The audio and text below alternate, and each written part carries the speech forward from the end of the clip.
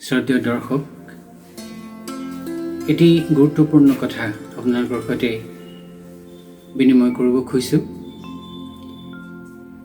নলীন্দ্ৰ ভট্টাচাৰ্যৰ বৌদ্ধিক জিজ্ঞাসাৰ দীপ্তিময় প্ৰদীপ্তময় কৰি তোলাৰ ক্ষেত্ৰত এক নতুন মাত্ৰা প্ৰদান কৰাৰ ক্ষেত্ৰত চাৰিগৰাকী ব্যক্তিৰ বিশেষ অৱদান আছে। তেখেতসকল হ'ল doctor Birendra Kumar Bhattacharya, doctor Shivnath Barman, doctor Hiren Gohain আৰু স্বনামধন্য কবি নীলমণি ফুকন। অসমীয়া প্ৰথমগৰাকী জ্ঞানপীঠ বঁটা বিজয়ী, সাহিত্য একাডেমীৰ প্ৰথমগৰাকী অসমীয়া সভাপতি, ৰাষ্ট্ৰীয় আন্তঃৰাষ্ট্ৰীয় খ্যাতিসম্পন্ন সাহিত্যিক ডক্টৰ বীৰেন্দ্ৰ কুমাৰ ভট্টাচাৰ্য আছিল নলীন্দ্ৰ ভট্টাচাৰ্যদেৱৰ ভাতৃ সহোদৰ।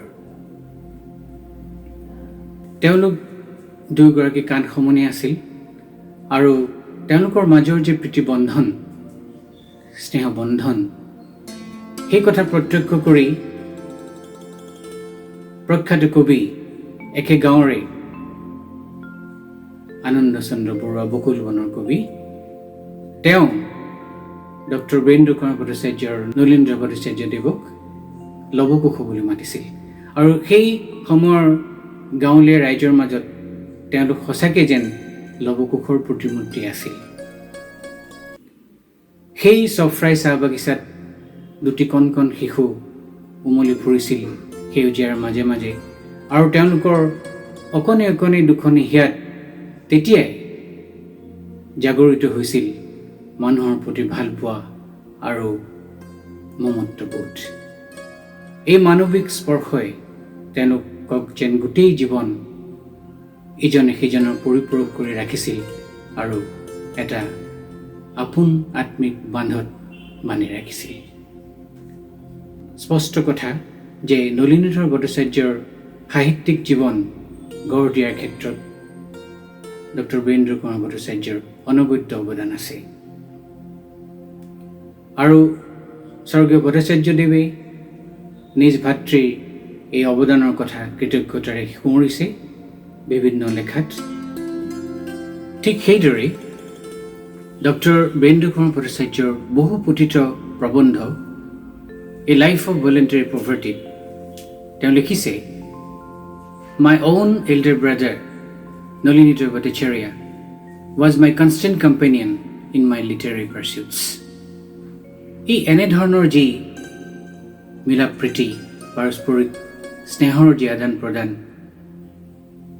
ডক্টৰ বীৰেন্দ্ৰ কুমাৰ ভট্টাচাৰ্যৰ মৃত্যুৰ পৰ্যন্ত সেই স্নেহৰ যি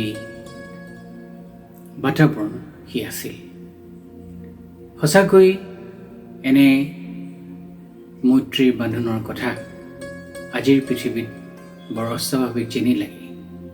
এইটো কথাই ক'ব খুজিছোঁ, নলীন্দ্ৰ ভট্টাচাৰ্যৰ সাহিত্যিক ব্যক্তিত্বক তিল তিলকৈ গঢ়াৰ ক্ষেত্ৰত ডক্টৰ বীৰেন্দ্ৰ কুমাৰ ভট্টাচাৰ্যৰ বিশিষ্ট আৰু অনবদ্য অৱদান আছে।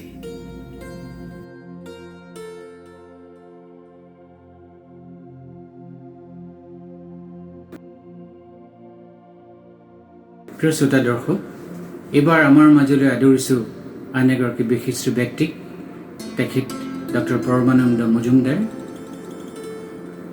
শ্ৰীযুত মজুমদাৰ এগৰাকী বিশিষ্ট চিন্তাশীল, প্ৰগতিশীল লেখক, নিবন্ধকাৰ।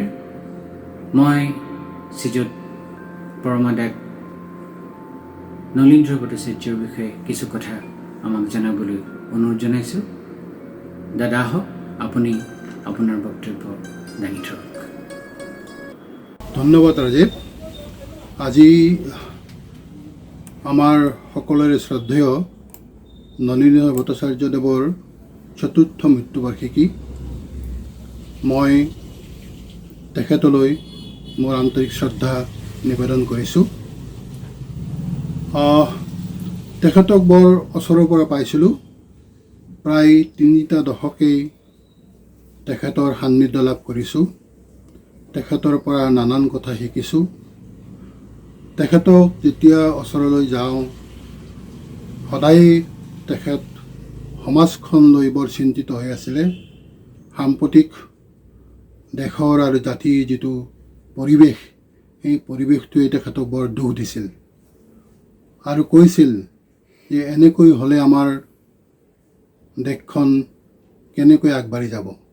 এই যে দেশত চলি থকা নানা ধৰণৰ হিংসা অসূয়া, বিশেষকৈ ধৰ্মক কেন্দ্ৰ কৰি সমগ্ৰ ভাৰতবৰ্ষতে যি এক অস্থিৰ পৰিৱেশ সৃষ্টি হৈছে, এই পৰিৱেশটোৱে তেখেতক বৰ কষ্ট দিছিল আৰু কৈছিল আমি যদি এনেকৈ আজিও এই সময়ত ধৰ্মক লৈ এনেদৰে চিন্তা কৰিবলৈ লওঁ, তেতিয়াহ'লে দেশখন কেতিয়াও আগবাঢ়ি যাব নোৱাৰে। আমি ইতিহাসৰ শিক্ষা ল'ব লাগিব। ইতিহাসে আমাক আগবাঢ়ি যাবলৈকেহে পথ এটা উলিয়াই দিছে। আমি প্ৰাচীন চিন্তাৰে, সামন্তবাদী চিন্তাৰে, কুসংস্কাৰৰ দৃষ্টিৰে পৃথিৱীখনক সলাব নোৱাৰোঁ। এই কথাটো তেওঁ আমাক বাৰে বাৰে কৈছিল। তেনেকৈ অসমীয়া জাতিৰ ক্ষেত্ৰতো তেখেতে যেতিয়া আমাৰ লগত আলোচনা কৰে, জাতিটোৰ যি ঐতিহ্যই আমাক আমাৰ সন্মুখৰ গতি মসৃণ কৰি তোলে, সেই ঐতিহ্যৰ বাটেৰে তেওঁ বাট বুলিবলৈ সকলোকে কৈছিল। অৰ্থাৎ তেওঁ এটা কথা কৈছিল যে ঐতিহ্যত নানা ধৰণৰ কথাই থাকে। ছাৰ আছিল ঐতিহ্যৰ বাটেৰে খোজ দি নতুনৰ পম খেদা মানুহ।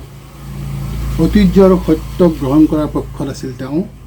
সেয়ে ঐতিহ্যৰ বৰ্জনীয়খিনি পেলাই দিবলৈ তেওঁ কুণ্ঠাবোধ কৰা নাছিলে। ছাৰৰ দুটা কথা ভাল লাগে।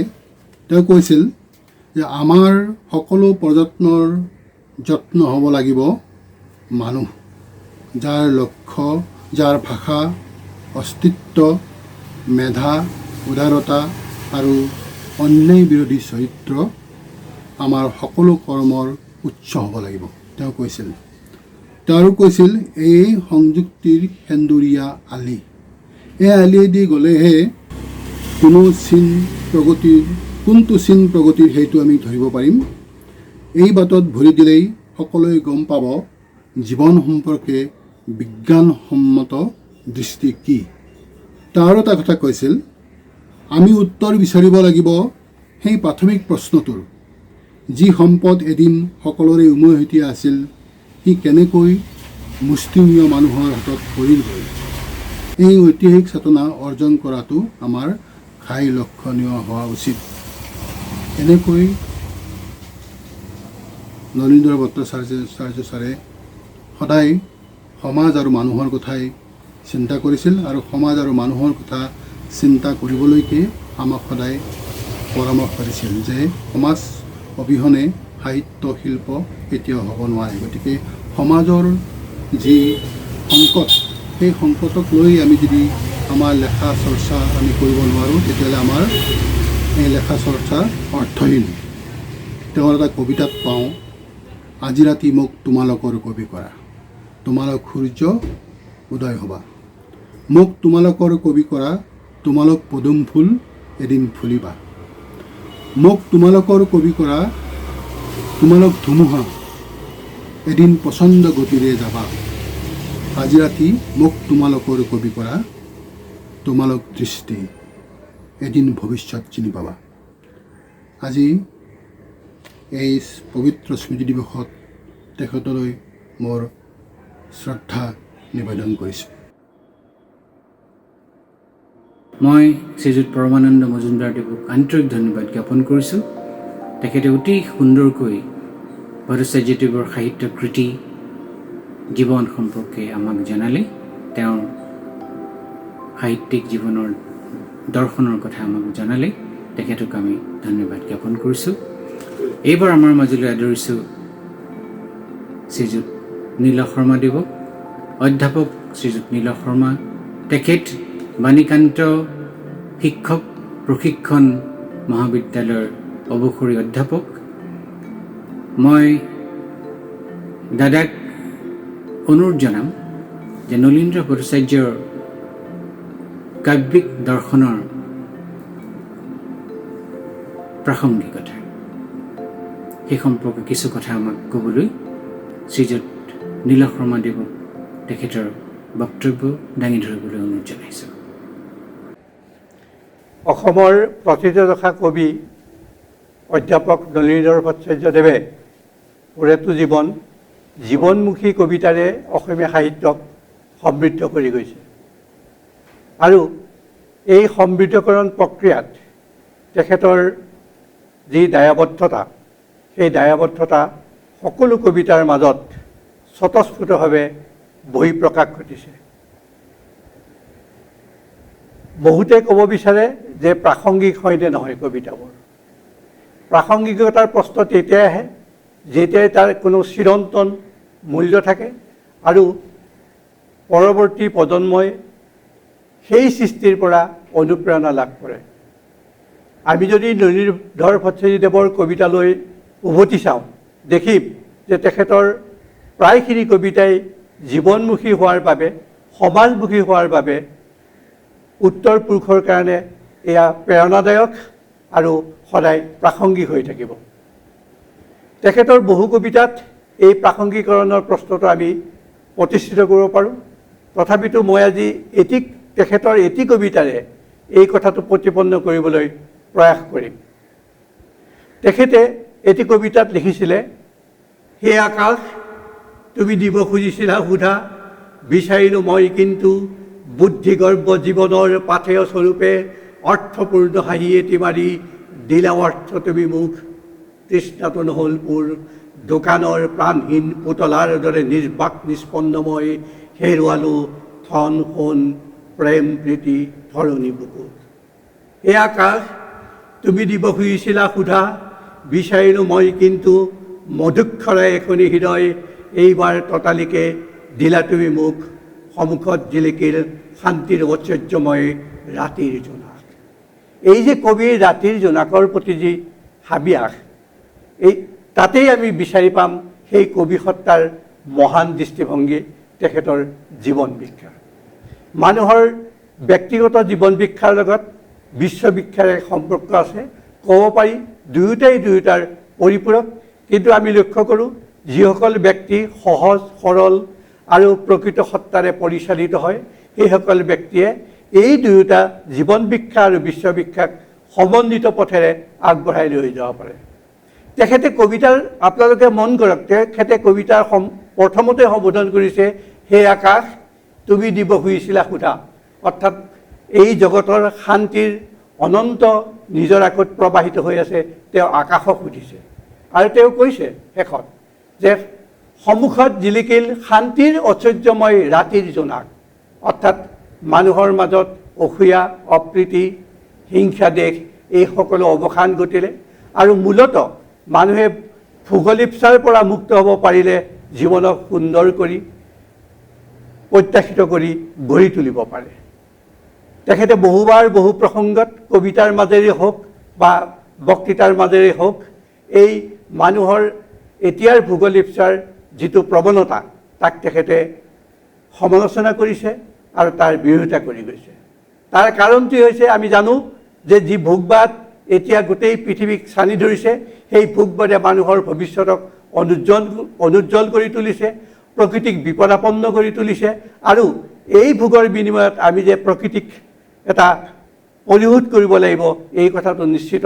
আৰু এই জীৱন দৰ্শন কবি ভট্টাচাৰ্যদেৱৰ কবিতাত পৰিস্ফুট হোৱাৰ কাৰণে সি এক প্ৰাসংগিক, উত্তৰ পুৰুষৰ কাৰণেও সেই কবিতাৰ ধাৰাটো এই প্ৰাসংগিক ৰূপে ধৰা দিছে।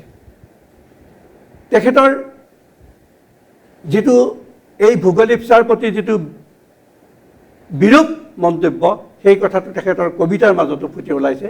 এই যিটো কবিতা আমি আজি অকণমান উদাহৰণৰ কাৰণে দিলোঁ, তাৰ মাজতো আমি বিচাৰি পাম যে তেখেতে এই যে শান্তি বিচাৰিছে, তেখেতে যে মানুহৰ উত্তৰণ বিচাৰিছে, সেই উত্তৰণ বিচৰাৰ মাজত এই পাৰ্থিৱ সম্পদৰ প্ৰতি অনায়াস যিটো লালসা, অনাহুত যিটো লালসা, যিটো অনায়াস প্ৰচেষ্টা মানুহে কৰে, তাৰ পৰা যে জীৱনত সুখৰ সলনি দুখ বাটি আনে, এই কথা তেখেতে এই কবিতাটিৰ মাজেৰে প্ৰতিপন্ন কৰিছে। আৰু অলেখ কবিতাৰে উদাহৰণ দিব পাৰি।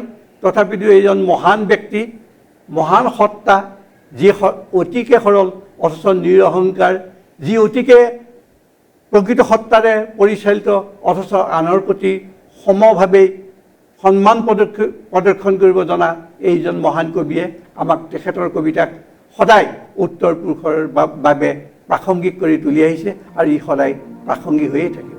ধন্যবাদ।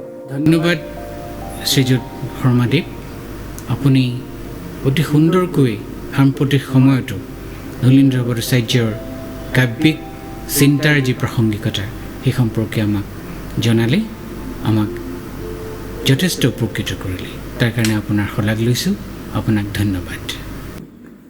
আমাৰ মাজত আছে এগৰাকী বিশিষ্ট আবৃত্তিকাৰ ডক্টৰ শ্বামীম আখতাৰ বাইদেউ, গুৱাহাটী মহাবিদ্যালয়ৰ ৰাজনীতি বিভাগৰ মুৰব্বী অধ্যাপিকা, অৱসৰপ্ৰাপ্ত। নলীন্দ্ৰ ভট্টাচাৰ্যদেৱৰ এটি প্ৰখ্যাত কবিতা আবৃত্তি কৰিব। বাইদেউ এগৰাকী অনাট্যৰ শিল্পী, তাৰ লগতে তেখেত এগৰাকী মঞ্চাভিনেত্ৰী। বাইদেউ আহক, আপুনি আপোনাৰ আবৃত্তি আৰম্ভ কৰক। নমস্কাৰ। মই আজি আমাৰ চিৰনমস্য কবি সাহিত্যিক শ্ৰীযুত নলিনীধৰ ভট্টাচাৰ্যদেৱৰ শহাকন্দা নামৰ কবিতাটি পাঠ কৰিবলৈ ওলাইছোঁ। শহাকন্দা। মই দেখিছোঁ মানুহজন দলংখনেদি গৈ আছে। হঠাৎ তেওঁৰ চকুত পৰিছে ভিক্ষাৰী এজন। জেপত যি আছিল তেওঁ তাক দি দিছে। মানুহজন বুঢ়া হৈ আহিছে। মানুহজনে বুকুৰ কোমল স্বাদ, শুভ্ৰ দৃষ্টি সকলোকে বিলাই দিবলৈ লৈছে। মানুহজনে বুকুৰ কোমল স্বাদ, শুভ্ৰ দৃষ্টি সকলোকে বিলাই দিবলৈ লৈছে। তেওঁ শুনিছে হঠাৎ ধৰ্ষণ হৈছে, অকস্মাত হত্যালীলা চলিছে। অলপ দূৰৈৰ গাঁৱত ডাইনী কাণ্ড ঘটিছে। তাই হেনো জীয়াই থাকিবলৈ পানীয়েদি উজাইছে। লুইতৰ সোঁতত নৰমুণ্ডমালা। বুঢ়া মানুহজনে হেঁচি ধৰিছে বুকুখন, খামুচি ধৰিছে তেওঁৰ বুকুৰ কোমল স্বাদ, স্থিৰ কৰিছে শুভ্ৰ দৃষ্টি। এন্ধাৰ বৰ বেছি হৈ আহিছে। কাৰোবাৰ মনত জুই লাগিছে। আজি ভাবিছোঁ এই মহানগৰতে মই আছোঁ। মই বাইদেউক আন্তৰিক ধন্যবাদ জ্ঞাপন কৰিছোঁ। তেওঁ অতি সুন্দৰকৈ ভট্টাচাৰ্যদেৱে লিখা হহাকন্দা শীৰ্ষক কবিতাটো আবৃত্তি কৰিলে। বাইদেউক ধন্যবাদ জ্ঞাপন কৰিছোঁ।